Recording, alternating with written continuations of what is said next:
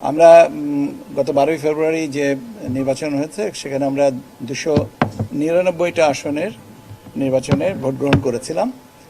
একটা আসন আপনার শেরপুর 3 আসনটার একজন বৈধ প্রার্থী ইন্তেকাল করার কারণে ওটাকে আমরা বাতিল করা হয়।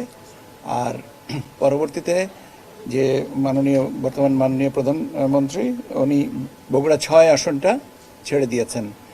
এখন এই দুটো আসনের উপরে আমরা নির্বাচন করব এবং নির্বাচনের জন্য আমরা যে শিডিউলটা আজকে জানাচ্ছি সেটা হচ্ছে যে আমরা আগামী 9 এপ্রিল 2026 তারিখ বৃহস্পতিবার সকাল 7:30 থেকে বিকাল 4:30 পর্যন্ত এই নির্বাচনে ভোট গ্রহণ করা হবে।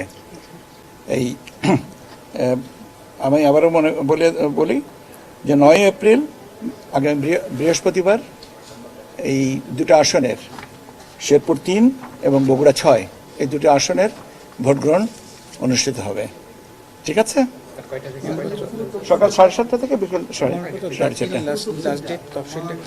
ও আচ্ছা, এটা আমার মনে হয় যে আপনাদেরকে একটা কাগজটা দিয়ে দেবো তাহলে। আচ্ছা, আমি মুখে বলে দেবো।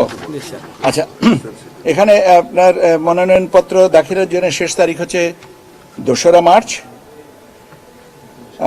বাছাই করবেন রিটার্নিং অফিসার 5ই মার্চ।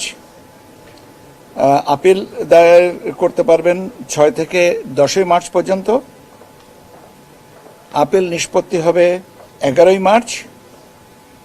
আর প্রার্থিতা প্রত্যাহারের শেষ তারিখ হচ্ছে 14ই মার্চ। প্রতীক বরাদ্দ 15ই মার্চ।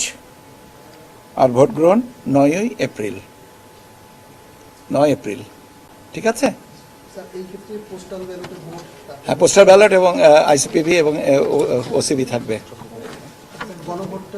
গণভোটটা তো দরকার নেই, কারণ একটাতে তো গণভোট আগে হয়েছে 6, আর গণভোটের যে ডিফারেন্স তাতে আরেকটা ইনক্লুড না করলেও কোনো অসুবিধা নেই। শেরপুরে গণভোট হবে না?